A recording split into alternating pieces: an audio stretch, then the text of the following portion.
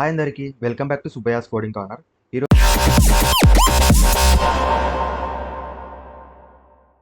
ఈరోజు మీకు నేను ఒక చిన్న క్వశ్చన్ని ఎక్స్ప్లెయిన్ చేయబోతున్నాను. ఈ క్వశ్చన్ నెంబర్ వచ్చేసి 242 వ్యాలిడ్ అనాగ్రామ్. ఇక్కడ మనకి రెండు స్ట్రింగ్స్ ఇస్తారనమాట. ఒకటి ఎస్ అండ్ ఇంకొకటి టీ అనమాట. మన మెయిన్ గోల్ ఏంటంటే ఇక్కడ టీ స్ట్రింగ్ అనేది ఎస్ స్ట్రింగ్కు అనాగ్రామ్ అయితే మనం ట్రూ రిటర్న్ చేయాలి. ఒకవేళ టీ స్ట్రింగ్ ఎస్ స్ట్రింగ్కి అనాగ్రామ్ కాదంటే ఫాల్స్ రిటర్న్ చేయాలి.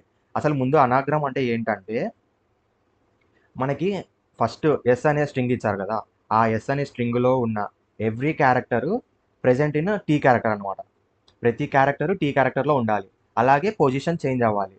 ఎక్స్ట్రా క్యారెక్టర్స్ ఏవి ఉండకూడదు. సేమ్ క్యారెక్టర్స్ మాత్రమే యూజ్ చేసి డిఫరెంట్ వర్డ్ని ఫామ్ చేయాలన్నమాట. అప్పుడు దీన్ని మనం వ్యాలిడ్ అనాగ్రామ్ అని అంటాము. ఇక్కడ ముందుగా మనకి ఎగ్జాంపుల్ 1 ఏమి ఇచ్చారంటే ఎస్ స్ట్రింగ్లో మనకి అనాగ్రామ్ అనే క్యారెక్టర్స్ యూజ్ చేసి ఇచ్చారన్నమాట స్ట్రింగ్. అండ్ అలాగే టీ స్ట్రింగ్లో పొజిషన్స్ చేంజ్ చేసి సేమ్ క్యారెక్టర్స్తో ఇంకొక వర్డ్ని ఫామ్ చేశారు.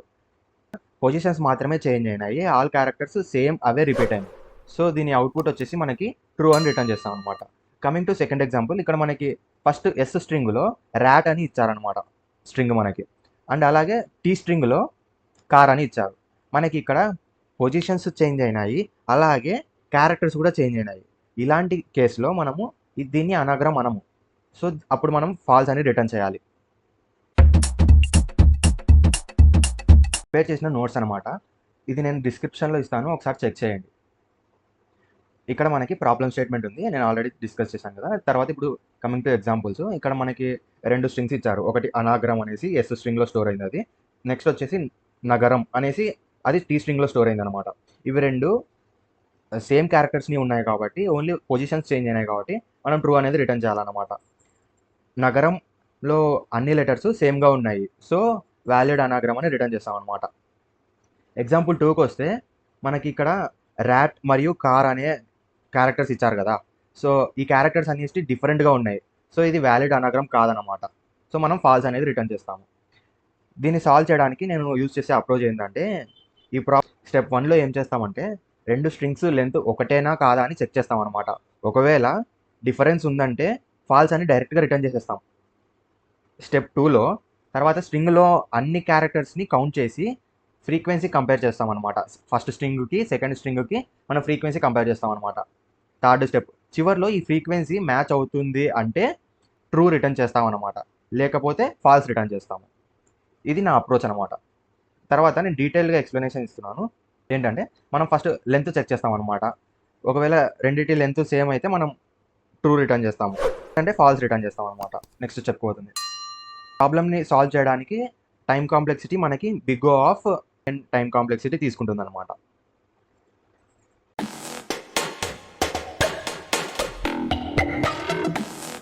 అప్రోచ్ ఎలా ఉందో చూసారు కదా. ఇప్పుడు దీన్ని ప్రాక్టికల్గా మనం ఒక కోడ్లో ఇంప్లిమెంట్ చేసి చూద్దాం.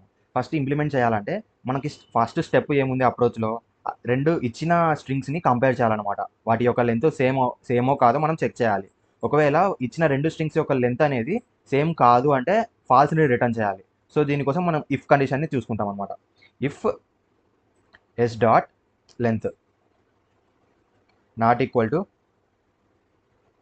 టీ డాట్ లెంత్,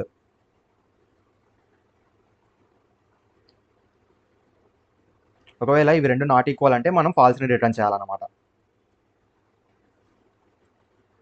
సపోజ్ ఇవి రెండు ఈక్వల్ ఉన్నాయంటే మనం నెక్స్ట్ ఇఫ్ కండిషన్ నుంచి బయటకు వచ్చేసి ఇప్పుడు మనం ఏం చేయాలంటే స్ట్రింగ్స్ని క్యారెక్టర్స్ లాగా కన్వర్ట్ చేసి సార్ట్ చేస్తాం అనమాట.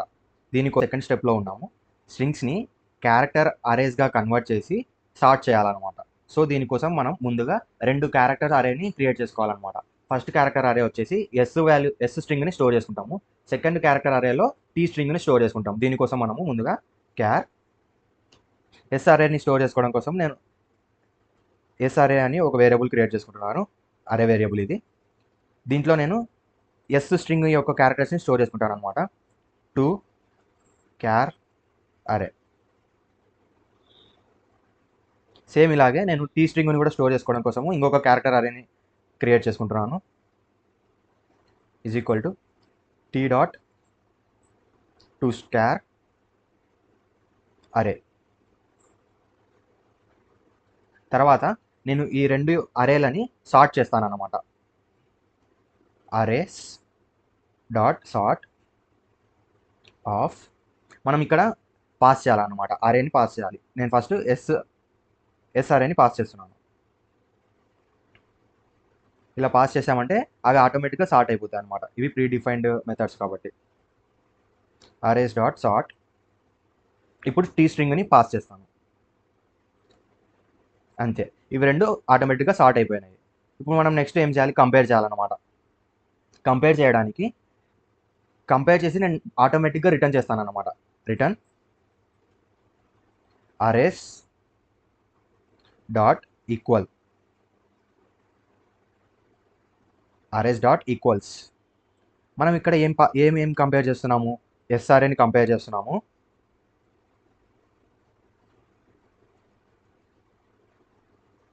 ఇక్కడ మనము ఎస్ అరేని కంపేర్ చేస్తున్నాము, అలాగే టీ అరేని కూడా కంపేర్ చేస్తున్నాము.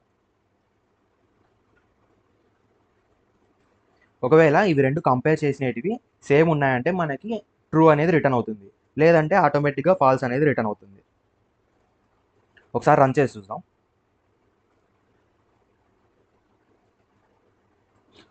టెస్ట్ కేసెస్ అన్ని పాస్ అయినాయి, 1 and 2. మనకు అవుట్పుట్ వచ్చేసి ఫాల్స్ వచ్చింది సెకండ్ కేసులో, అలాగే ఫస్ట్ కేసులో ట్రూ వచ్చింది. ఓకే, మన టెస్ట్ కేసు పాస్ అయినాయి. ఒకసారి సబ్మిట్ చేసి చూద్దాం.